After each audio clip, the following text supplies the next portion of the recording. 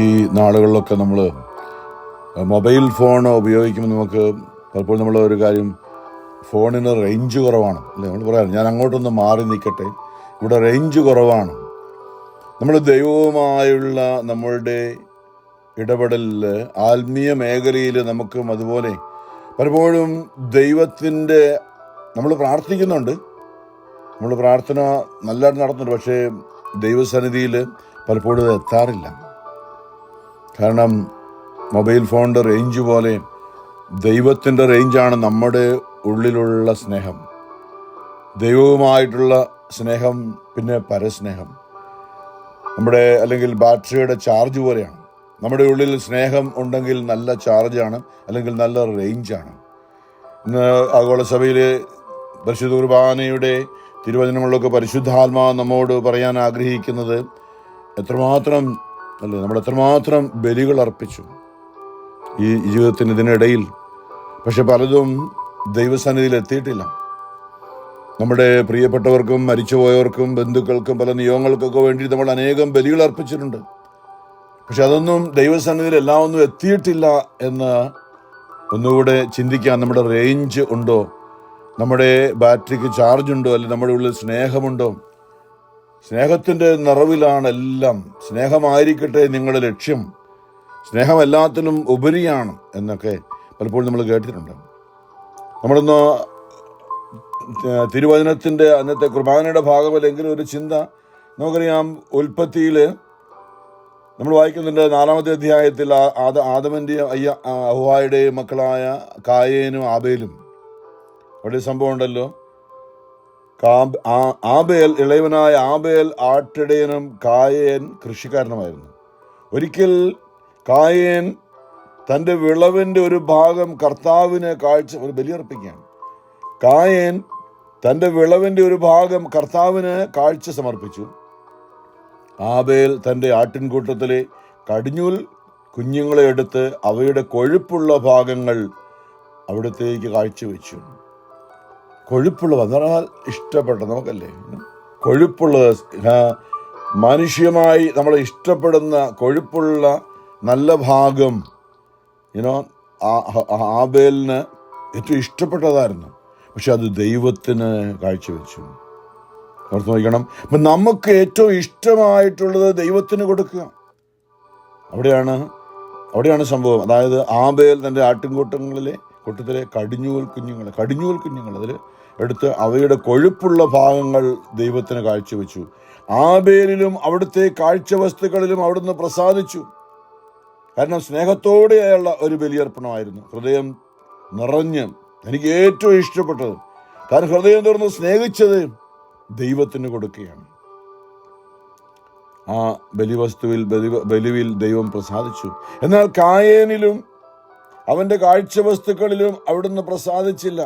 കാരണം കായേനെ കുറിച്ച് പറഞ്ഞത് തൻ്റെ വിളവിൻ്റെ ഒരു ഭാഗം, നല്ലതെന്നൊന്നും പറഞ്ഞില്ല, തനിക്ക് വേണ്ടാത്തത്. നല്ലതൊക്കെ തനിക്ക് വേണ്ടി മാറ്റിവെച്ചിട്ട് തനിക്ക് വേണ്ടാത്തത് ഒരു ഭാഗം എന്ന് പറയുന്നുള്ളൂ കർത്താവിന് കാഴ്ച സമർപ്പിച്ചു. അപ്പോൾ സ്നേഹത്തോടെ ഹൃദയം തുറന്നുള്ള ഒരു ബലിയാണ് ദൈവം സ്വീകരിച്ചത്. കായേനിലും അവൻ്റെ കാഴ്ചവസ്തുക്കളിലും അവിടുന്ന് പ്രസാദിച്ചില്ല. ഇവിടെയാണ് വ്യത്യാസം. സ്നേഹത്തോടെ ആയിരുന്നു ആബേൽ അർപ്പിച്ചത്. കായേൻ താൻ വെറുത്തതൊക്കെയാണ് ദൈവത്തിന് കൊടുത്തത്. പലപ്പോഴും നമ്മുടെ ഉള്ളിൽ വെറുപ്പും വിദ്വേഷവും വാശിയും വൈരാഗ്യവുമായിട്ടാണ് നാം ബലിയർപ്പിച്ചത്. അനേകരെ വെറുത്തുകൊണ്ട് സ്വന്തം കുടുംബത്തിലുള്ളവരെ, ഭാര്യയെ, ഭർത്താവിനെ, അമ്മായിപ്പൻ, അമ്മായിമ്മല്ല, അപ്പനും അമ്മ, ഇങ്ങനെ പോകുന്നു. അപ്പം നമ്മൾ ജോലി സ്ഥലത്തൊക്കെ ആയിരിക്കാം, നമ്മൾ മനഃപൂർവ്വമല്ല, നമ്മുടെ ഉള്ളിൽ ആരോടെങ്കിലുമൊക്കെ വെറുപ്പും ഒക്കെ വെച്ചായിരിക്കാം നമ്മൾ പോയി ആ ബലിയൊന്നും ദൈവസന്നിധിയിൽ സ്വീകാര്യമായില്ല. കായേനിലും അവൻ്റെ കാഴ്ചവസ്തുക്കളിലും അവിടുന്ന് പ്രസാദിച്ചില്ല. ഇത് കായേനെ അത്യധികം കോപിപ്പിച്ചു. നമ്മുടെ ജീവിതത്തിൽ അങ്ങനെയാണ്.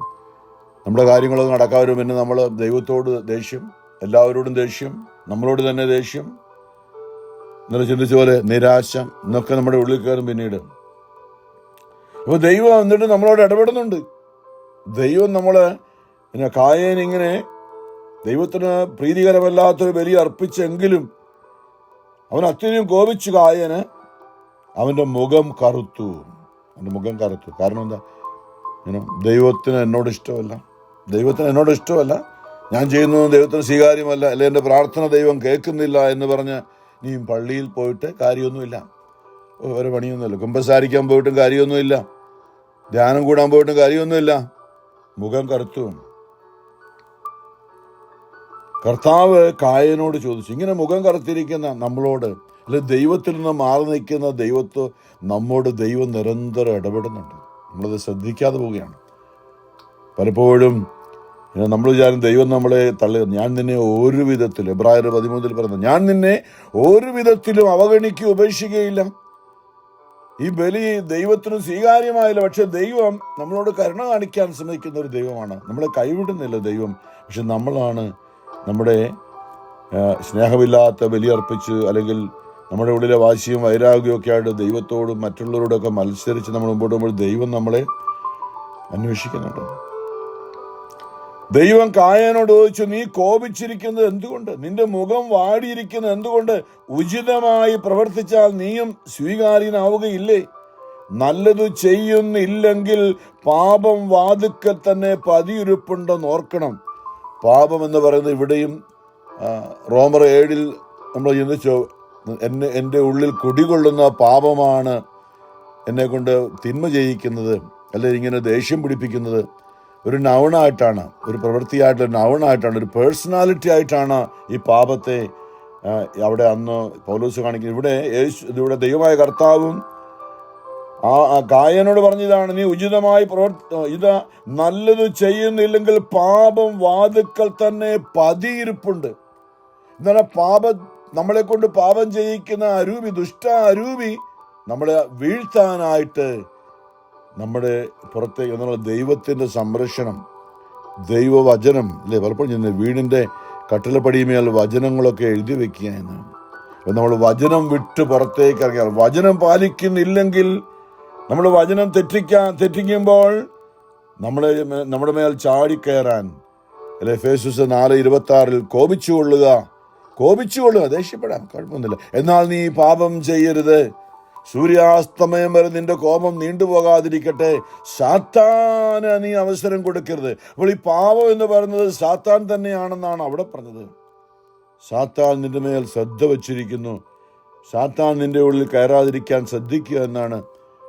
ഉറങ്ങാൻ പോകുന്നതിന് മുമ്പായിട്ട് എല്ലാവരോടും അനുരഞ്ജനപ്പെട്ടുകൊണ്ട് ആ ദിവസത്തെ ആത്മശോധനയൊക്കെ ചെയ്തുകൊണ്ട്, സംഗീതത്തിന് 4:4 നമ്മൾ പലപ്പോഴും ചിന്തിച്ചാണ്. അവിടെയും പറയുന്നുണ്ട്, കോപിച്ചുകൊള്ളുക, എന്നാൽ കിടക്കയിൽ വെച്ച് ധ്യാനിച്ച് മൗനമായിരിക്കുക. മറ്റാരെയും കുറ്റം പറയാതെ, നമ്മുടെ തന്നെ പ്രവൃത്തി കൊണ്ട്, മോശം കൊണ്ടായിരിക്കാം അങ്ങനെ സംഭവിച്ചത് എന്ന് ആത്മശോധന ഒന്ന് മൗനമായിരിക്കാൻ, മറ്റവരെ കുറ്റം പറയേണ്ട.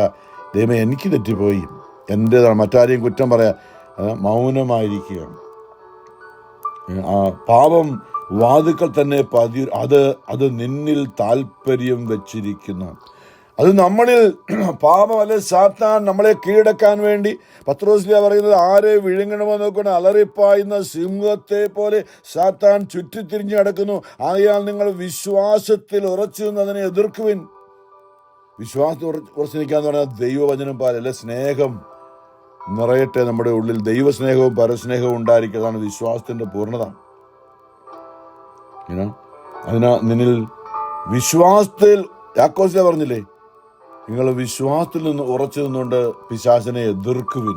നമ്മളെ കീഴടക്കാൻ നയിക്കുന്ന ആ പിശാചിനെ എതിർക്കാൻ അത് നിന്നിൽ താല്പര്യം വെച്ചിരിക്കുന്നു. നീ അതിനെ കീഴടക്കണം. സ്നേഹമുള്ളിൽ നിറച്ചുകൊണ്ട്, വചനം പാലിച്ചുകൊണ്ട് നമ്മളെ കീഴടക്കാൻ ശ്രമിക്കുന്ന പിശാചിനെ നമ്മൾ കീഴടക്കണം. പക്ഷെ അത് കായൻ ശ്രദ്ധിച്ചില്ല. ദൈവമായ കർത്താവ് പറഞ്ഞൊന്നും ശ്രദ്ധിച്ചില്ല. കോപം വർദ്ധിച്ചത് ഓരോ ദിവസവും വർദ്ധിച്ചുകൊണ്ടിരുന്നു. അങ്ങനെ ഒരു ദിവസം കായൻ തൻ്റെ സഹോദരൻ ആബേലിനോട് പറഞ്ഞു, നമുക്ക് വയലിലേക്ക് പോകാം. ഉള്ളിൽ തിന്മ കയറിക്കഴിഞ്ഞു. ഇപ്പം ആബേലിനോട് അസൂയ മൂത്ത് ഭയങ്കര, അവനെ കണ്ട പല്ലുകടി, ഇവൻ കാരണമാണ്, ഇവന്റെ ബലി സ്വീകരിച്ച ദൈവം എൻ്റേത് സ്വീകരിച്ചില്ല. ഇവനില്ലെങ്കിലേ എനിക്ക് നന്മയുണ്ടാകുള്ളൂ എന്നുള്ളൊരു ചിന്ത, അത് പിശാചിന്റെ നുണയാണ്. ദൈവം എല്ലാവരെയും സ്നേഹിക്കുന്ന ഒരുപോലെ. അവരാണ് എൻ്റെ പ്രശ്നം, അവരെ ഇല്ലാതാക്കണം, അവർ മാറിയാൽ എൻ്റെ കാര്യം നേരെയാകും എന്നുള്ള അസൂയോടുകൂടെ ചിന്തിക്കാൻ തുടങ്ങി. എന്നിട്ട് പറയാം, എന്താ അവനെ ഇല്ലാതാക്കാൻ തീരുമാനമെടുത്തു. തൻ്റെ ഉള്ളിലുള്ള സാത്താൻ അതറിയാതെ കായേന് അതിൻ്റെ പിന്നാലെ, പിശാചിൻ്റെ പിന്നാലെ പോയി. പിശാച് അവനെ കീഴടക്കി. കായനെ അവൻ തൻ്റെ സഹോദരനായ നിഷ്കളങ്കനായ സ്നേഹത്തോടെ എപ്പോഴും എപ്പോഴും ചേട്ടാ എന്ന് വിളിച്ച് കിടക്കുകയാണ് ഈ ആബേൽ. പക്ഷെ അവന് വെറുപ്പാണ്. പഴയ നിയമത്തിലെ ജോസഫിനെ നമ്മൾ കാണുന്നുണ്ട്. യാക്കോബിൻ്റെ പ്രിയപ്പെട്ട മകനായ യോസഫ് സഹോദരന്മാർക്ക് ഭക്ഷണവുമായിട്ട് വന്നപ്പോൾ അവർ വരുന്നുണ്ട് സ്വപ്നക്കാരൻ, അപ്പൻ്റെ പ്രിയപ്പെട്ടവൻ, നമുക്കവനെ കൊന്നു കളഞ്ഞേക്കാം. ഇത് തന്നെയായിരുന്നു ഇവിടെയും. പിന്നീടാണത്. ഇത് ആദ്യത്തെ സംഭവമാണ് നമ്മൾ ഉൽപ്പത്തി 4 വായിക്കുന്നത്. കായേൻ തൻ്റെ സഹോദരൻ ആബേലിനോട് പറഞ്ഞു, നമുക്ക് വയലിലേക്ക് പോകാം. ഈ അനുജൻ നിഷ്കളങ്കമായി ഈ മൂത്തനായ ജ്യേഷ്ഠനായ കായേൻ്റെ കൂടെ വയലിലേക്ക് പോയി. അവിടെ ചെന്നപ്പോൾ ഒറ്റയ്ക്കായി കഴിഞ്ഞപ്പോൾ എന്താ, അവൻ്റെ എല്ലാ ദേഷ്യവും തീർക്കണം. അവനോട് കയർത്ത് ദേഷ്യപ്പെടുത്തി, വായി തോന്നുന്നെല്ലാം പറഞ്ഞിട്ട് അവനോട് കയർത്ത് അവനൊന്നും പറഞ്ഞു, ചേട്ടാ എന്താ ഇങ്ങനെ, ഞാനൊന്നും ചെയ്തിട്ടില്ലല്ലോ, അവനൊന്നും ചെയ്തില്ലല്ലോ അല്ലേ. ഈ കായനോട് ഒന്നും തന്നെ ദൈവത്തിൻ്റെ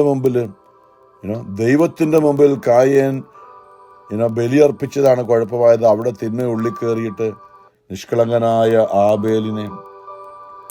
ആബേലിനോട് കയർത്ത് അവനെ കൊന്നു കളഞ്ഞു. കർത്താവ് കായനോട് ചോദിച്ചു, നിന്റെ സഹോദരൻ ആബേൽ എവിടെ? അവൻ പറഞ്ഞു, എനിക്കറിഞ്ഞുകൂടാ, സഹോദരന്റെ കാവൽക്കാരനാണോ ഞാൻ? എന്നാൽ കർത്താവ് പറഞ്ഞു, നീ എന്താണ് ചെയ്തത്? ഇത് നമ്മൾ മനസ്സിലാക്കണം. അതാ ദൈവം എല്ലാം കാണുന്നു. നമ്മളുടെ ചിന്തകൾ, നമ്മുടെ ഉള്ളിൽ ചിന്ത വരുന്നതിന് മുമ്പ് തന്നെ ദൈവം അത് കാണുന്നു. ഈ ചിന്ത കണ്ടുകൊണ്ടാണ് ആ കായനോട് ദൈവം പറഞ്ഞത്, നിന്റെ മുഖം എന്താ കറുത്തിരിക്കുന്നത്, നിന്റെ ഉള്ളിൽ എന്താ ഇപ്പം നടക്കുന്നത് എനിക്കറിയാം, നീ ഉചിതമായത്. ഇതൊക്കെ ദൈവം പറയുന്നുണ്ട്, പക്ഷെ അതൊന്നും ശ്രദ്ധിക്കുന്നില്ല. നമ്മൾ എത്രയോ പ്രാവശ്യം ദൈവവചനം കേൾക്കുന്നുണ്ട്. സ്നേഹത്തോടെ ആയിരിക്കട്ടെ നമ്മുടെ പ്രാർത്ഥന. മർക്കോസിന്റെ സുവിശേഷം 11:23 പലപ്പോഴും ചിന്തിച്ച വചനമുണ്ട്, നിങ്ങൾ പ്രാർത്ഥിക്കുകയും യാചിക്കുകയും ചെയ്യുന്ന എന്തും ലഭിക്കുമെന്ന്, ദൈവത്തോട് പ്രാർത്ഥിക്കുകയും യാചിക്കുകയും ചെയ്യുന്ന എന്തും ലഭിക്കുമെന്ന് വിശ്വസിക്കുവിൻ, നിങ്ങൾക്കത് ലഭിക്കുക തന്നെ ചെയ്യും. എന്നാൽ ഒരു കാര്യം, നിങ്ങൾ ദൈവത്തോട് പ്രാർത്ഥിക്കുമ്പോൾ നമ്മുടെ റേഞ്ച് പരിശോധിക്കണം. റേഞ്ച് ഉണ്ടോ എന്നും, ഒരു ബാറ്ററിക്ക് ചാർജ് ഉണ്ടോ എന്ന് ഫോണിൽ നോക്കുന്നത് പോലെ നിങ്ങൾ പ്രാർത്ഥിക്കുകയും യാചിക്കുകയും ചെയ്യുമ്പോൾ നിങ്ങൾക്ക് ആരോടെങ്കിലും എന്തെങ്കിലും വിരോധമുണ്ടെങ്കിൽ, എന്ന് പറഞ്ഞാൽ സ്നേഹമില്ല, നമ്മുടെ ഉള്ളിൽ വിരോധമുള്ളപ്പോൾ സ്നേഹമില്ല, ദൈവവുമായിട്ടുള്ള റേഞ്ച് വളരെ കുറവാണ്. അല്ലെ, റേഞ്ചിൻ്റെ ആ ബാറുണ്ടല്ലോ, അത് വളരെ താന്നാ നിൽക്കുന്നത്. അപ്പം നമ്മളൊന്ന് മാറി നിൽക്കണം. എന്ന് പറഞ്ഞാൽ എന്താ, ആരോട് വെറുപ്പുണ്ട് അവരുടെ അടുത്തേക്കൊന്ന് മാറി നിൽക്കണം, അല്ലെ അവരോടൊന്ന് അനുരഞ്ജനപ്പെടണം. നമ്മൾ വിശുദ്ധ കുർബാനയുടെ ആരംഭത്തിൽ ചെറുമൽവ കുർബാനയിലെ അനുരഞ്ജിതരായി തീർന്നിടാം, അല്ലേ, നവമൊരു വീടം ഒരുക്കിയിടാം. ഈ ദൈവവുമായുള്ള റേഞ്ചൊക്കെ കൂട്ടിയിട്ട്, സ്നേഹം കൂട്ടിയിട്ടാണ് ബലിയർപ്പിക്കാൻ പോകേണ്ടത് എന്നാണ് ഇവിടെ. ഈ ആബേലിൻ്റെ ബലി നിഷ്കളങ്കമായ ഹൃദയത്തോടെ ആയിരിക്കട്ടെ. ആരോടും വാശിയും വൈരാഗ്യവുമായിട്ട് ബലി അർപ്പിച്ചാൽ അത് നമുക്ക് ദോഷത്തിനായിട്ട് തീരും. ഇന്നലെയൊക്കെ ചിന്തിച്ചാണ്, അശുദ്ധിയോടെ സ്നേഹമില്ലാതെ വിശുദ്ധ കുർബാന സ്വീകരിക്കുമ്പോൾ നമ്മുടെ ഉള്ളിലേക്ക് സാത്താനാണ് പ്രവേശിക്കുന്നത്. യോഹന്നാൻ 13 ഇന്നലെ ചിന്തിച്ചല്ലോ, അല്ലേ. അയോഗ്യതയോടുകൂടി ആദ്യത്തെ കുർബാന യൂദാസ് സ്വീകരിച്ചപ്പോൾ അവൻ്റെ ഉള്ളിൽ പണക്കൊതിയനായിരുന്ന, പണം 30 വെള്ളിക്കാശ് കിട്ടി യേശുവിനെ ഒറ്റിക്കൊടുത്താൽ അതിന് ഉടമ്പടിയൊക്കെ ചെയ്തിട്ടാണ് വന്നിരിക്കുന്നത്. അവൻ്റെ ഉള്ളിൽ ദൈവസ്നേഹമൊക്കെ പോയി, പണത്തോടുള്ള ആർത്തിയായിരുന്നത് കൊണ്ട് പിശാച് അവനെ കൂട്ടുപിടിച്ചു. അവൻ്റെ ഉള്ളിൽ അവൻ വിശുദ്ധ കുർബാന സ്വീകരിച്ചപ്പോൾ സാത്താൻ അവൻ്റെ ഉള്ളിൽ പ്രവേശിച്ചെന്ന് പറഞ്ഞു. ഇതൊരു മേഖലയാണ്. നീ എന്താണ് ചെയ്തതിൻ്റെ ഇത് ചോദിക്കുകയാണ്. ദൈവം നമ്മളോട് ചോദിക്കുന്ന ഒരു ചോദ്യമുണ്ട്, എന്നും നമ്മളത് മനസ്സിലാക്കുന്നവരെ ചോദിച്ചുകൊണ്ടിരിക്കുക. എന്താ, ഞാൻ എൻ്റെ സഹോദരൻ്റെ കാവൽക്കാരനാണോ ഞാൻ? ഉൽപ്പത്തി 4:10. എന്നാൽ കർത്താവ് പറഞ്ഞു, നീ എന്താണ് ചെയ്തത്? നിന്റെ സഹോദരന്റെ രക്തം മണ്ണിൽ നിന്ന് എന്നെ വിളിച്ചു കരയുന്നു. ഇത് വലിയൊരു മേഖലയാണ് പറയുന്നത്. ഈ ഫ്ലോറിഡയിലെ ഈ ജൂൺ മാസം തൊട്ട് നവംബർ വരെ ഹറിക്കെയിൻ സീസൺ എന്ന് പറയുമ്പോൾ ഇവിടെ ഈ നടക്കുന്ന ഈ സംഭവമൊക്കെ ഇതുമായിട്ട് ബന്ധപ്പെട്ടാണ് എനിക്ക് പ്രാർത്ഥിക്കാനായിട്ട്. മരിച്ചുപോയവർക്ക് വേണ്ടി, കൊല്ലപ്പെട്ടവർക്ക്, ഈ മണ്ണിൽ നിന്ന് നിലവിളിക്കുന്ന രക്തം, അനേകരുടെ രക്തമുണ്ട് അനീതിയിൽ, അല്ലെ? ഇവിടുത്തെ കറുത്ത വർഗ്ഗക്കാരായ ആദ്യമായി അവരെ അടിമകളാക്കി ഇവിടെ കൊണ്ടുവന്നിട്ട് അവരോട് ചെയ്ത അനീതിയും എത്രയോ പേർ നിഷ്കരണം വധിക്കപ്പെട്ടു, എത്രയോ പേർ അബ്യൂസ് ചെയ്യപ്പെട്ടു. ആഫ്രിക്കയുടെ പടിഞ്ഞാറൻ തീരത്തു നിന്നും അതുമാത്രം ദൂരമാണ്, അറ്റ്ലാന്റിക് ഓഷ്യനിലൂടെ അമേരിക്കയിലേക്ക് ഫ്ലോറിഡ, മുനമ്പ് പോലെ കിടക്കുന്ന ഫ്ലോറിഡയിലെ മയാമി അല്ലെങ്കിൽ ഫോർട്ട് ലോഡയിൽ, വെസ്റ്റ് പാം ബീച്ച് ഏരിയയിലൊക്കെ അത് പോർട്ട് തുറമുഖമുള്ളതെന്ന്. അവിടേക്ക് കപ്പൽ ഈ അടിമകളെ കൊണ്ടിറക്കിയിട്ട് ഈ ഫ്ലോറിഡ എന്ന ഈ കരയിലൂടെ നടന്നു വേണം വൻകരയുടെ മറ്റു ഭാഗങ്ങളിലേക്ക് അടിമകളെ കൊണ്ടുപോകാൻ. ഈ ഫ്ലോറിഡയുടെ ഓരോ വഴികളിലൂടെ യാത്ര, എൻ്റെ ദൈവമേ, പണ്ട് ഇതിലൂടെ എത്രയോ, അന്ന് വണ്ടിയും കാറും ഒന്നുമില്ല, അത് വെറും വഴിത്താരകളായിരുന്നിരിക്കാം. എത്രയോ മനുഷ്യ ജീവിതങ്ങൾ ഇതിനെ അടിമകളായി കാലിലും കയ്യിലും ചങ്ങലയൊക്കെ ഇട്ട് അടിമകളെ അവരുടെ ഭവനത്തിൽ നിന്നൊക്കെ ഓടിച്ചിട്ട് പിടിച്ചുകൊണ്ട് ഇവിടെ വന്നിട്ട് അവരെ ലേലം ചെയ്ത് വിൽക്കുവാനായിട്ട് മറ്റുള്ള ഫ്ലോറിഡയിൽ അടിമക്കച്ചവടം, അടിമത്വം ഇല്ലായിരുന്നു. പക്ഷേ മറ്റുള്ള സ്റ്റേറ്റുകളിൽ അലബാമ, ജോർജിയ, സൗത്ത് കരോളിന, അങ്ങനെ ടെക്സാസ്, ഇങ്ങനെ ആ സദേൺ സ്റ്റേറ്റുകൾ മുഴുവനും, അവിടെ മുഴുവനും അടിമകളെ കൊണ്ടായിരുന്നു അവർ കൃഷി ചെയ്തിരുന്നത്. മൃഗങ്ങളെ പോലെ കരുതി അവരെ തോന്നിവാസം എന്തെല്ലാം ഉപദ്രവിച്ച് അവർ ഏതെല്ലാം രീതിയിൽ വെളുത്തവരായ ആദ്യം വന്ന അവർ അടിമകളാക്കി ആഫ്രിക്കക്കാരെയും. ഇവിടെ ഈ കൊടുങ്കാറ്റ് വന്ന് ആഞ്ഞടിക്കുമ്പോൾ ഇന്ന് ഇവിടെ ഉണ്ടാകുന്ന ഈ തകർച്ചകളും വന്നാശമൊക്കെ ആദ്യമായി 2008 ഇവിടെ വന്നു കഴിഞ്ഞപ്പോൾ ഞാൻ പറഞ്ഞല്ലോ, ആരോ എന്നോടൊരു ചോദ്യം ചോദിച്ചു. ന്യൂയോർക്കിൽ നിന്ന് ഇവിടെ വന്നു കഴിഞ്ഞപ്പോൾ, ഇവിടെ ഫ്ലോറിഡ കേരളം പോലെയാണ്. അപ്പം അത് കണ്ടപ്പോഴാണ് എനിക്കിവിടെ ദൈവത്തിൻ്റെ ഒരു പദ്ധതിയായിരുന്നു. കുറേ നാളായിട്ട് ന്യൂയോർക്കിൽ നിന്ന് മാറണമെന്ന് കർത്താവ് ലീലിനോട് പറഞ്ഞുകൊണ്ടേയിരുന്നു. പക്ഷേ ഞാൻ പറയാം, ലീലുവിന് അന്ന് ഡ്രൈവിംഗ് ഒന്നും അറിയില്ല. അപ്പോൾ തൊട്ടടുത്ത സ്കൂളാണ്, മോളുടെ സ്കൂൾ തൊട്ടടുത്ത്. പിന്നെ പള്ളിയിൽ വിശുദ്ധ കുർബാനയുടെ ആരാധനയുള്ള പള്ളി തൊട്ടടുത്ത് 5 മിനിറ്റ് നടന്നാൽ മതി. എല്ലാ കാര്യങ്ങളും, കുഞ്ഞിനെയും കൊണ്ട് പോകുന്ന പാർക്ക് അടുത്തുണ്ട്. ഇപ്പം ഇങ്ങനെയൊക്കെ ആയപ്പോൾ വളരെ സൗകര്യമായിരുന്നത് കൊണ്ട് ഈ 2008 വീട് ഇവിടെ മേടിച്ചെങ്കിലും ഇങ്ങോട്ട് വരാനായിട്ടുള്ളൊരു മനസ്സ് വന്നിട്ടില്ല എൻ്റെ പൂർണ്ണമായിട്ടും. ഇവിടെ വന്നാൽ ഡ്രൈവിംഗ് ഒക്കെ പഠിക്കണം, പിന്നെ അടുത്തും എല്ലാം വണ്ടിയൊക്കെ വേണമല്ലോ യാത്ര ചെയ്ത് പോകാനായിട്ടൊക്കെ.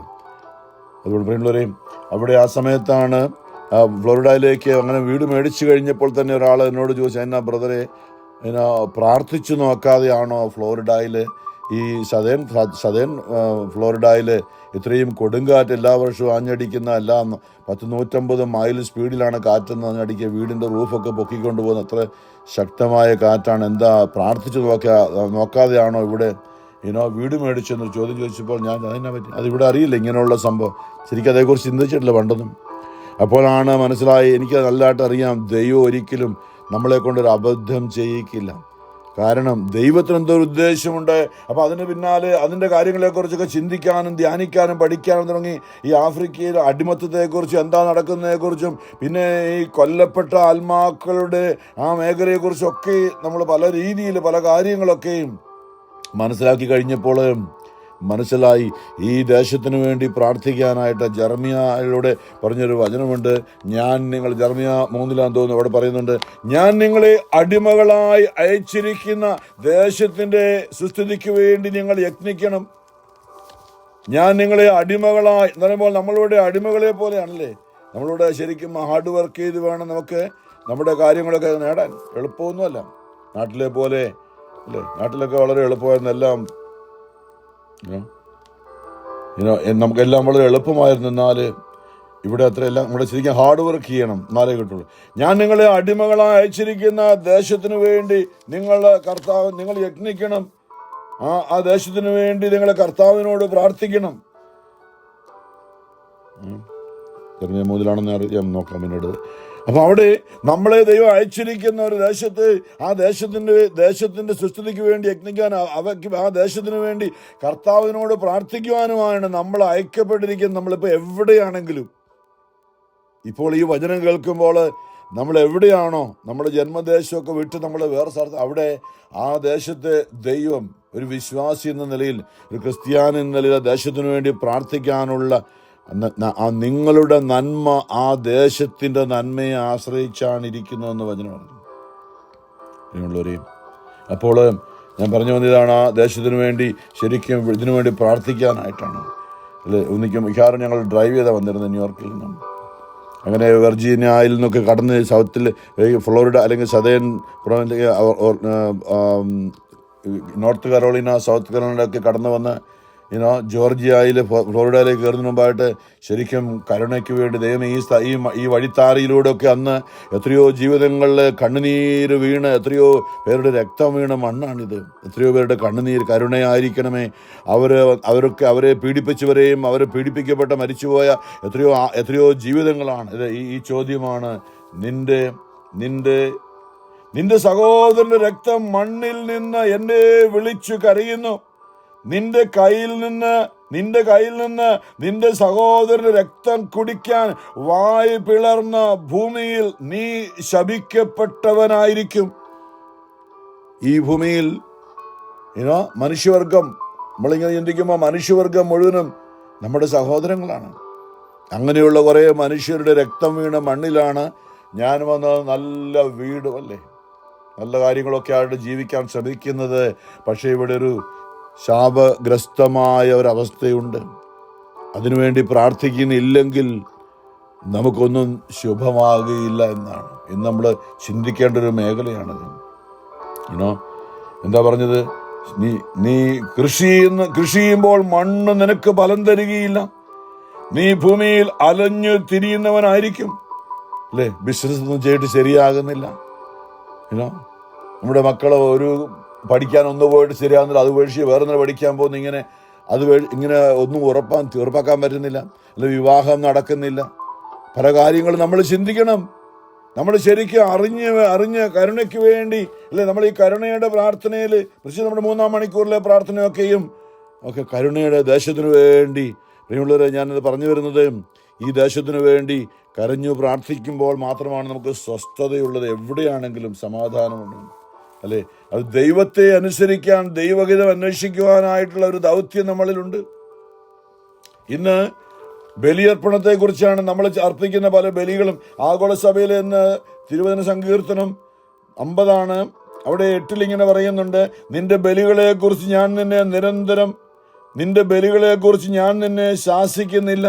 നിന്റെ ദഹന ബലികൾ നിരന്തരം എൻ്റെ മുമ്പിലുണ്ട്. നിന്റെ വീട്ടിൽ നിന്ന് കാളയെയോ നിന്റെ ആട്ടിൻപറ്റത്തിൽ നിന്ന് മുട്ടാടിനെയോ ഞാൻ സ്വീകരിക്കുകയില്ല. വനത്തിലെ വന്യമൃഗങ്ങളും കുന്നുകളിലെ ആയിരക്കണക്കിന് കന്നുകാലികളും എൻ്റേതാണ്. ആകാശത്തിലെ പറവകളെ ഞാൻ അറിയുന്നു. വയലിൽ ചരിക്കുന്നവയെല്ലാം എൻ്റേതാണ്. എനിക്ക് വിശന്നാൽ ഞാൻ നിന്നോട് പറയുകയില്ല. ലോകവും അതിലുള്ള സമസ്തവും എൻ്റേതാണ്. ഞാൻ കാളകളുടെ മാംസം തിന്നുമോ? ആടുകളുടെ രക്തം കുടിക്കുമോ? കൃതജ്ഞതയായിരിക്കട്ടെ നീ ദൈവത്തിന് അർപ്പിക്കുന്ന ബലി. അല്ലേ, യൂക്കരിസ്റ്റിയ വാക്കിൻ്റെ അർത്ഥം തന്നെ നന്ദി പ്രകടനം എന്നാണ്. ദൈവവുമായിട്ടുള്ള സ്നേഹത്തിലുള്ള ഒരു നന്ദി പ്രകടനം. ആബേലിനെ പോലെ എൻ്റെ ദൈവമേ നിനക്ക് നന്ദി പറയുന്നു. ഞാൻ എൻ്റെ മാതാപിതാക്കളെ ഓർത്ത്, എൻ്റെ സഹോദരനെ ഓർത്ത്, അല്ലെ എൻ്റെ കുടുംബാംഗങ്ങളെ ഓർത്ത്, ഞാനായിരിക്കും ദേശത്തെ ഓർത്ത്, നീ എനിക്ക് തന്ന എൻ്റെ ഭവനത്തെ ഓർത്ത്, നീ എനിക്ക് തന്ന ഈ ദേശത്ത് ഒന്ന് പാർക്കാൻ നീ എന്നോട് കാണിച്ച കാരുണ്യത്തെ ഓർത്ത്, ഈ ദേശത്തോട് കരുണയായിരിക്കണമേ, ഈ ദേശവാസികളോട് കരുണയായിരിക്കണമേ. ഈ ദേശത്ത് നടക്കുന്ന എല്ലാ കാര്യങ്ങളെയും നിന്റെ മുമ്പിലേക്ക് ഞാൻ അടിയറ വയ്ക്കുന്നു. നന്ദി ദൈവമേ, എനിക്കിത്രയെല്ലാം തന്നതിനെ ഓർത്ത്, ഈ ദേശത്തായിരിക്കുവാൻ നീ എന്നെ അനുഗ്രഹിച്ചതിനെ ഓർത്ത് കൃതജ്ഞതയായിരിക്കട്ടെ നീ ദൈവത്തിന് അർപ്പിക്കുന്ന ബലി. അത്യുന്നതിനുള്ള നിന്റെ നേർച്ചകൾ നിറവേറ്റുക. അനർത്ഥകാലത്ത് എന്നെ വിളിച്ചപേക്ഷിക്കുക, ഞാൻ നിന്നെ മോചിപ്പിക്കും. നീ എന്നെ മഹത്വപ്പെടുത്തുകയും ചെയ്യും.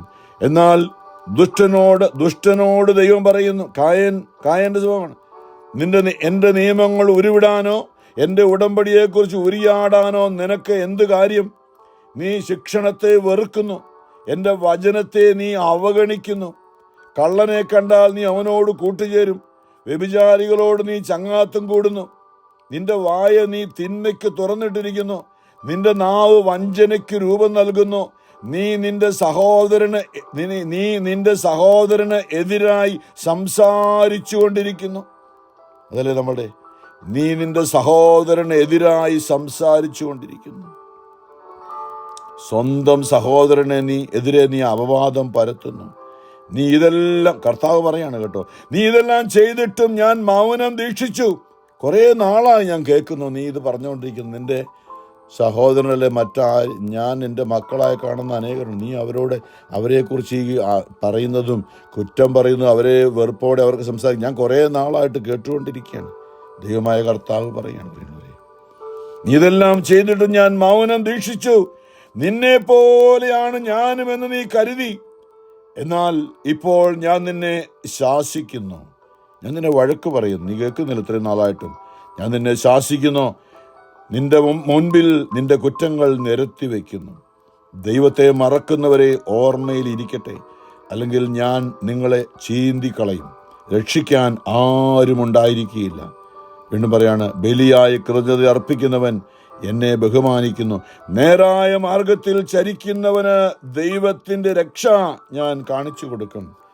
നമ്മുടെ ബലികൾ ദൈവത്തിന് സ്വീകാര്യമായി തീരാനായിട്ട് പ്രിയമുള്ളവരെ, അവകളെ 1-ാമത്തെ വായന യെശയ്യാ പ്രവാചകന്റെ പുസ്തകം 1-ാമത്തെ അധ്യായം 10 മുതലാണ്. സോദോമിന്റെ അധിപതികളെ, കർത്താവിന്റെ വചനം ശ്രദ്ധിക്കുവിൻ. ഗൊമോറ ജനമേ, നമ്മുടെ ദൈവത്തിന്റെ പ്രബോധനങ്ങൾ ശ്രദ്ധിക്കുവിൻ. സൊദോം ഗൊമോറ ദൈവവചനം ധിക്കരിച്ച് ദൈവത്തിനെതിരായി പോയ ജനമായിരുന്നു. അതുപോലെയാണ് പാപം ചെയ്യുന്ന ഏതൊരു സമൂഹവും എന്നാണ് കർത്താവ് പറയുന്നത്.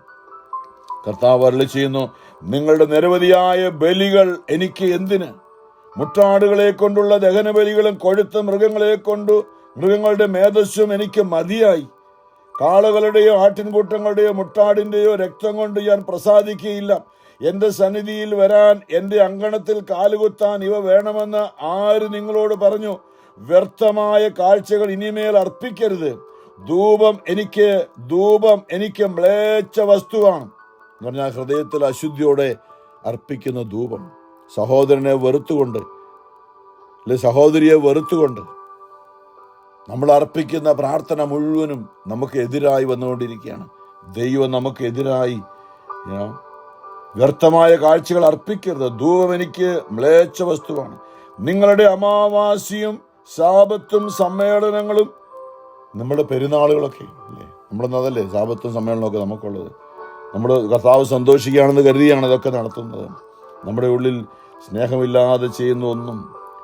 നിങ്ങളുടെ അനീതി നിറഞ്ഞ ഉത്സവങ്ങൾ എനിക്ക് സഹിക്കാനാവില്ല. നിങ്ങളുടെ അമാവാസികളും ഉത്സവങ്ങളും ഞാൻ വെറുക്കുന്നു. അവ എനിക്ക് ഭാരമായിരിക്കുന്നു. അവ എനിക്ക് ദുസ്സഹമായി തീർന്നിരിക്കുന്നു. നിങ്ങൾ കരങ്ങൾ ഉയർത്തുമ്പോൾ ഞാൻ നിങ്ങളിൽ നിന്ന് മുഖം മറയ്ക്കും. നിങ്ങൾ എത്ര പ്രാർത്ഥിച്ചാലും ഞാൻ കേൾക്കുകയില്ല. നിങ്ങളുടെ കരങ്ങൾ രക്തപങ്കിലമാണ് അല്ലേ? ആ കായനോട് പറഞ്ഞതുപോലെ, നിന്റെ കരങ്ങൾ നിന്റെ സഹോദരനെ കൊന്ന, നിന്റെ കൈകൊണ്ട് കൊന്നിട്ട് ആ രക്തം മണ്ണിൽ വീണ നിന്റെ കരങ്ങൾ രക്തപങ്കിലമാണ്. നിങ്ങളെ തന്നെ കഴുകി വൃത്തിയാക്കുവിൻ. നിങ്ങളുടെ ദുഷ്കർമ്മങ്ങൾ എന്റെ സന്നിധിയിൽ നീക്കിക്കളയുവിൻ. നിങ്ങളുടെ അകൃത്യങ്ങൾ അവസാനിപ്പിക്കുവിൻ. നന്മ പ്രവർത്തിക്കാൻ ശീലിക്കുവിൻ. നീതി അന്വേഷിക്കുവിൻ. മർദ്ദനം അവസാനിപ്പിക്കുവിൻ. അനാഥരോട് നീതി ചെയ്യുവിൻ. വിധവകൾക്ക് വേണ്ടി വാദിക്കുവിൻ. ഇവിടെയെല്ലാം പ്രിയമുള്ളവരെ, സ്നേഹത്തിന്റെ ഒരു സന്ദേശമാണ് കർത്താവ് നമ്മളോട് പറയുന്നത്. അതെ, കർത്താവിൻ്റെ മുമ്പിലേക്ക് നമ്മുടെ ജീവിതം ഈ ദിവസം സമർപ്പിക്കുമ്പോൾ യോഹന്നാൻ, നമുക്കറിയാം സ്നേഹത്തിന്റെ വക്താവാണ് യോഹന്നാൻ ശ്ലീഹ. യോഹന്നാൻ തന്റെ ലേഖനം 1-ാമത്തെ ലേഖനം 3-ാമത്തെ അധ്യായത്തിൽ 1 യോഹന്നാൻ 3:11 ഇങ്ങനെയാണ്: പരസ്പരം സ്നേഹിക്കുവിൻ. എന്താ പറയുക? അതാണ് റേഞ്ച്, അതാണ് ബാറ്ററിയുടെ ചാർജ്, സ്നേഹം. ആദ്യം മുതലേ നിങ്ങൾ കേട്ടിരിക്കുന്ന സന്ദേശം ഇതാണ്: നാം പരസ്പരം സ്നേഹിക്കണം. തിന്മയുടെ സന്തതിയും സഹോദരനെ കൊന്നവനുമായ കായേനെ പോലെ ആകരുത്. എന്തു കാരണത്താലാണ് അവൻ സഹോദരനെ കൊന്നത്? തൻ്റെ പ്രവൃത്തികൾ ദുഷിച്ചതും തൻ്റെ സഹോദരന്റെ പ്രവൃത്തികൾ നീതിയുക്തവും ആയിരുന്നത് കൊണ്ട് തന്നെ. സഹോദരരെ, ലോകം നിങ്ങളെ ദ്വേഷിക്കുന്നെങ്കിൽ നിങ്ങൾ വിസ്മയിക്കേണ്ട. സഹോദരരെ സ്നേഹിക്കുന്നത് കൊണ്ട് നമ്മൾ മരണത്തിൽ നിന്നും ജീവനിലേക്ക് കടന്നിരിക്കുന്നെന്ന് നാം അറിയുന്നു. സ്നേഹിക്കാത്തവനാകട്ടെ മരണത്തിൽ തന്നെ നിലകൊള്ളുന്നു. പറഞ്ഞതുപോലെ മറ്റുള്ളവർക്ക് വേണ്ടി സ്നേഹത്തോടെ പ്രാർത്ഥിക്കാൻ, അവരെയും ഉൾക്കൊണ്ടുകൊണ്ട് നാം ആയിരിക്കുന്ന ദേശത്തിനു വേണ്ടി, നമ്മൾ ജനിച്ച നാടായിരിക്കല്ലോ, പക്ഷെ ദൈവം നമ്മളെ ആക്കിയിരിക്കുമ്പോൾ ആ ദേശത്തിന് വേണ്ടി പ്രാർത്ഥിക്കാനായിട്ടാണ് ദൈവം നമ്മളിവിടെ ആക്കിയിരിക്കുന്നത് എന്നുള്ളൊരു അറിവ്. സഹോദരരെ സ്നേഹിക്കുന്നത് കൊണ്ട് നമ്മൾ മരണത്തിൽ നിന്ന് ജീവനിലേക്ക് കടന്നിരിക്കുന്നു എന്ന് നാം അറിയുന്നു. സ്നേഹിക്കാത്തവനാകട്ടെ മരണത്തിൽ തന്നെ നിലകൊള്ളുന്നു. സ്നേഹിക്കാത്തവനാകട്ടെ മരണത്തിൽ തന്നെ നിലകൊള്ളുന്നു. 1 യോഹന്നാൻ 3:15 നമ്മളിപ്പോൾ അറിയുന്നൊരു വചനമാണ്. സഹോദരനെ വെറുക്കുന്നവൻ കൊലപാതകിയാണ്. അപ്പൊ ആബേലിനെ കായേൻ കൊന്നെങ്കിൽ ഇന്ന് നമ്മൾ ശാരീരികമായിട്ട് ആരെയും കൊല്ലുന്നില്ല, പക്ഷേ നമ്മൾ ഒരാളെ വെറുക്കുമ്പോൾ അവരെ കൊല്ലുകയാണെന്നാണ് ആത്മീയമായിട്ട്. സഹോദരനെ വെറുക്കുന്നവൻ കൊലപാതകിയാണ്. കൊലപാതകിയിൽ നിത്യജീവൻ വസിക്കുകയില്ല. നിത്യജീവൻ എന്ന് പറഞ്ഞാൽ പരിശുദ്ധാത്മാവാണ്. നമ്മളെ നിത്യതയിലേക്ക് നയിക്കുന്ന ദൈവത്തിന്റെ നിത്യജീവൻ പരിശുദ്ധാത്മാവ് നമ്മിൽ വസിക്കുകയില്ല എന്ന് നിങ്ങൾക്ക് അറിയാമല്ലോ. ക്രിസ്തു സ്വന്തം ജീവൻ നമുക്ക് വേണ്ടി പരിത്യജിച്ചു എന്നതിൽ നിന്ന് സ്നേഹബന്ധം നാം അറിയുന്നു. നമ്മളും സഹോദരർക്ക് വേണ്ടി ജീവൻ പരിത്യജിക്കാൻ കടപ്പെട്ടിരിക്കുന്നു. ലൗകിക സമ്പത്തുണ്ടായിരിക്കെ ഒരുവൻ തന്റെ സഹോദരനെ സഹായം അർഹിക്കുന്നവനായി കണ്ടിട്ടും അവനെതിരെ ഹൃദയം അടയ്ക്കുന്നെങ്കിൽ അവനിൽ ദൈവസ്നേഹം എങ്ങനെ കുടികൊള്ളും? കുഞ്ഞുമക്കളെ, വാക്കിലും സംസാരത്തിലുമല്ല നാം സ്നേഹിക്കേണ്ടത്, പ്രവൃത്തിയിലും സത്യത്തിലുമാണ്. അതെ, നമുക്കതിനുവേണ്ടി പരിശ്രമിക്കാം. നമ്മളെല്ലാം മനുഷ്യരാണ്, പക്ഷേ നമ്മുടെ ദൈവവുമായിട്ടുള്ള നമ്മുടെ റേഞ്ച്, നമ്മുടെ ആത്മീയമായ ബാറ്ററി അത് ചാർജ് ഉണ്ടായിരിക്കണം. നമുക്ക് റേഞ്ച് ഉണ്ടായിരിക്കണം, സ്നേഹമുണ്ടായിരിക്കണം. കാരണം ദൈവം നമുക്കറിയാം, 1 യോഹന്നാൻ 4:8 4:16 ദൈവം സ്നേഹമാണ്. ദൈവം സ്നേഹമാണ്. സ്നേഹമുള്ളിടത്ത് ദൈവത്തിനായിരിക്കാൻ പറ്റുള്ളൂ. ഈശോ പറയാണ് സുവിശേഷത്തില് മത്തായി 10:34 ഭൂമിയിൽ സമാധാനമാണ് ഞാൻ കൊണ്ടുവന്നിരിക്കുന്നതെന്ന് നിങ്ങൾ വിചാരിക്കരുത്. സമാധാനമല്ല, വാളാണ് ഞാൻ കൊണ്ടുവന്നിരിക്കുന്നത്. എന്തെന്നാൽ ഇതാണ്, നിങ്ങൾ ആദ്യത്തെ കുടുംബം, ആദത്തിൻ്റെ ഹവ്വായുടെയും ആദ്യത്തെ കുടുംബമാണ് ഭൂമിയിൽ. എന്തുകൊണ്ടാണ്? ആദവും ഹവ്വായും പാപം ചെയ്ത് പുറത്താക്കപ്പെട്ടു. അനുതാപം ഉണ്ടായിട്ടില്ല ഇതുവരെയും. അതുകൊണ്ടാണ് ഏത് തോട്ടത്തിൽ നിന്ന് പുറത്താക്കപ്പെട്ടു. ഇപ്പൊ പാപം ചെയ്ത ആദം അനുതാപമില്ലാഞ്ഞതുകൊണ്ട് ഈ ആദത്തിന്റെ പാപം തന്റെ ആദ്യ സന്തതിയായ, ഇത് വലിയൊരു മേഖലയാണ്, ആദ്യ ജാതനിലേക്ക് ആ പാപം കടന്നു ചെന്നു. കായേൻ, നമ്മൾ അവനെന്താ തെറ്റിയത് നമുക്കൊണ്ട് ചോദിക്കാം, പക്ഷേ നമ്മൾ ചിന്തിക്കേണ്ട ഒരു മേഖലയാണ്. ആദത്തിന്റെ പാപം അനുദപിക്കാവുന്നത് കൊണ്ട് അടുത്ത തലമുറയിലേക്ക് എന്നെ വെറുക്കുന്ന പിതാക്കന്മാരുടെ തെറ്റുകൾക്ക് അവരുടെ മക്കളെ 3ഉം 4ഉം തലമുറ വരെ ഇന്ന് കർത്താവ് പറഞ്ഞ ഒരു മേഖലയുണ്ട്. പുറപ്പാട് 20:5 1-ാം പ്രമാണത്തെക്കുറിച്ച് പറഞ്ഞെടുത്ത്. ഇതെന്താണ് ഈ കായൻ എന്ത് ചെയ്തൊന്നും ചെയ്തില്ല. പക്ഷേ ഈ അപ്പൻ്റെ ഉള്ളിലുള്ള ആ കുടുംബത്തിൽ അപ്പൻ്റെ അമ്മയുടെ അനുതാപമില്ലാത്ത അവസ്ഥയിലൂടെ മൂത്തവനായ ആദ്യജാതനാണ്, ഇരട്ടി പങ്ക് എല്ലാത്തിനും, പാപത്തിന്റെ ഇരട്ടി പങ്കും അവന് ലഭിച്ചു. അവൻ പാപത്തിന് അടിമയായി പോയി കായൻ. ആബേല് അവൻ നല്ലവനാണ്. കാരണം ഈ മൂത്തവനിലാണ്. നമ്മളിത് വലിയൊരു മേഖല നമ്മുടെ കുടുംബത്തില് അതുകൊണ്ട് തന്നെയാണ് ദൈവത്തിന്റെ ആദ്യജാതനായ യേശു ക്രിസ്തു, ദൈവത്തിന്റെ ആദ്യജാതൻ, ദൈവത്തിന്റെ സകല നന്മകളും ഉൾക്കൊള്ളുന്നവൻ, അപ്പന്റെ എല്ലാ കൃപകളും ഉൾക്കൊള്ളുന്നവൻ. നമ്മൾ അപ്പന്റെ അമ്മയുടെയും പാപം മുഴുവൻ സ്വീകരിച്ചുകൊണ്ട് പാപത്തിന് അടിമകളായി ജീവിക്കുമ്പോൾ പിതാവിന്റെ സ്നേഹം, പുത്രനായ യേശുക്രിസ്തുവിന്റെ കൃപ, യേശുക്രിസ്തു നമുക്ക് വേണ്ടി ഈ ഭൂമിയിൽ വന്ന് ബലിയായി തീരാൻ ദൈവം ഇറങ്ങി വന്നത് പുത്രനായ പിതാവിന്റെ സ്നേഹം മുഴുവൻ ഉൾക്കൊണ്ടുവേണം. ആ സ്നേഹം പ്രിയമുള്ള നമ്മൾ തിരിച്ചറിയണം. അപ്പം നമ്മൾ മനുഷ്യരായ നമ്മളിൽ പാപം നിൽക്കുമ്പോൾ നമ്മുടെ കുടുംബത്തിലേക്ക്, നമ്മുടെ പ്രത്യേകിച്ച് ഞാൻ പറയാം ആദ്യജാതന്മാര്, അവരിലേക്ക് ഇത് കടന്നു ചെല്ലുന്നുണ്ട്. ഇത് ദൈവവചനമാണ്. എന്താണ് എൻ്റെ മൂത്ത മകനല്ലേ മൂത്ത മകൾ ഇങ്ങനെ ആയതെന്നൊക്കെ ചിന്തിക്കുമ്പോൾ അതിൻ്റെ കാരണം ഇത് തന്നെയാണ്. നമ്മുടെ ഉള്ളിൽ കുറ്റബോധത്തിന് വേണ്ടി പറയല്ല, അനുദപിക്കാനുള്ളൊരു മേഖലയാണ്. അല്ല, ഈശോ പറയാണ് ഇതുകൊണ്ട് സമാധാനം കാണത്തില്ല. കാരണം ഇങ്ങനെ ഭൂമിയിൽ വിശുദ്ധിയില്ലാതെ, സ്നേഹമില്ലാതെ, പരസ്പരം വെറുപ്പും വിദ്വേഷവുമായി ജീവിക്കുന്ന ജീവിതത്തിൽ സമാധാനമല്ല, വാളാണ് കൊണ്ടുവന്നിരിക്കുന്നത്. എന്തെന്നാൽ ഒരുവനെ തൻ്റെ പിതാവിനെതിരായും മകളെ അമ്മയ്ക്കെതിരായും മരുമകളെ അമ്മായിമ്മയ്ക്കെതിരായും ഭിന്നിപ്പിക്കാനാണ് ഞാൻ വന്നിരിക്കുന്നത് എന്ന് പറയുമ്പോൾ പ്രിയമുള്ളവരെയും നന്മയും തിന്മയും തമ്മിലുള്ള എതിർപ്പാണ്. ഓർക്കുക, നന്മയും തിന്മയും. നന്മ ഉള്ളവരെ അല്ലേ, ആ നന്മയുള്ളവനായ ആബേലിനെ തിന്മയുള്ളവനായ കായേൻ കൊന്നുകളഞ്ഞു. വാളാണ് അവിടെ കൊന്നുകളഞ്ഞു.